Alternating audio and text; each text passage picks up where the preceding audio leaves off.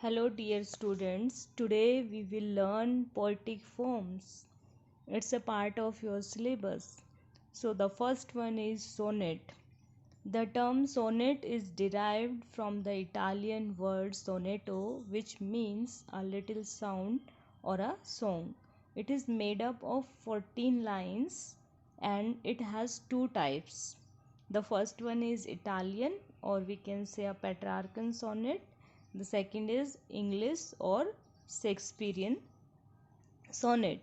So, here the structure of the Italian sonnet is octave plus sestet. In octave you will find 8 lines, and in sestet you will find 6 lines. And here in English sonnet there is 3 quatrains, each of 4 lines, and one couplet of 2 lines. In this way you will find that in both type of sonnets there are 14 lines, but the pattern is different. Here 8 plus 6, here 3 stanza, 4 lines each plus couplet. The rhyme scheme is also different. The rhyme scheme of Italian sonnet is Abba Abba CD E CD E or CD CD CD, and the rhyme scheme of English sonnet is AB AB CD CD EF EF GG. When you will read the sonnet, you will find this rhyme scheme, and you can identify which one is Italian or which one is English sonnet. The another poetic form is lyric. So, what is lyric? Lyric is a short musical subjective poem dealing with a single emotion, or we can say an intentionally personal poem.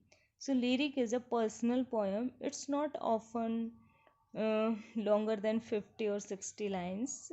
इसका जो structure है that is of 50 or 60 lines maximum. And you can read Emily Dickinson lyric poem. In your syllabus also there are poems which are lyric. This poem is I felt a funeral in my brain and mourns to and fro. Then the another poetic form is ode, which is also in your syllabus. That is, an ode is a choric song or a lyrical stanza in elevated style. It can be public or private. Public odes used for ceremonial purposes or occasions like funerals, birthdays, and some state events, while private ode is subjective and reflective.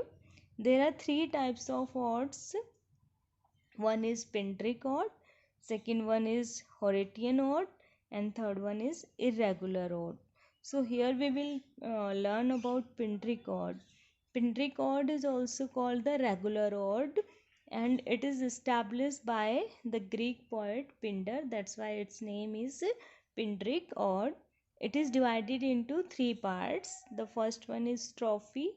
In strophe you will find a formal opening.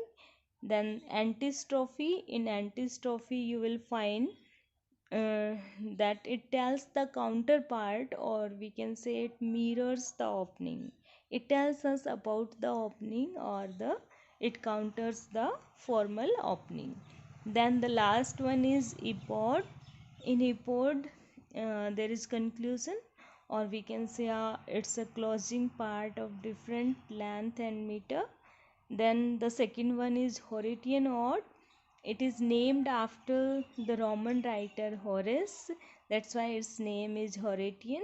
And it contains only one single stanza in repeated forms, and its length is usually shorter than Pindric odes, and it's written about personal subjects, personal matters.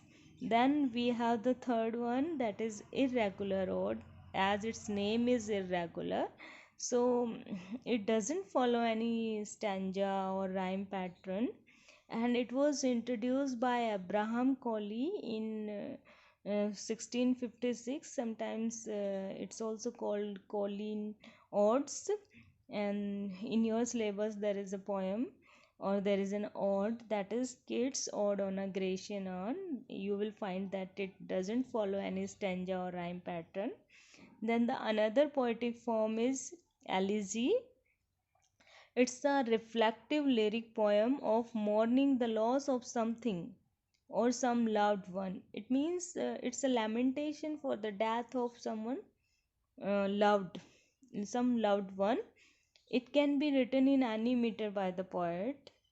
And for example, here is a poem, elegy, that is "O Captain, My Captain" by Walt Whitman.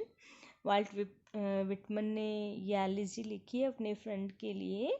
O captain, my captain, our fearful trip is done. The ship has withered every wreck. The prize we sought is won. The port is near. The bells I hear. The people are exulting, while follow eyes the steady keel. The vessel grim and daring, but oh heart, heart, heart, oh the bleeding drops of red, where on the deck my captain lies, fallen cold and dead. Because his friend is dead, so he is mourning, he is sad, he is lamenting on the death of his friend, and he has written this elegy. Then the another poetic form is dramatic monologue. It's a kind of lyric poem in which a single speaker speaks or addresses who is not the poet.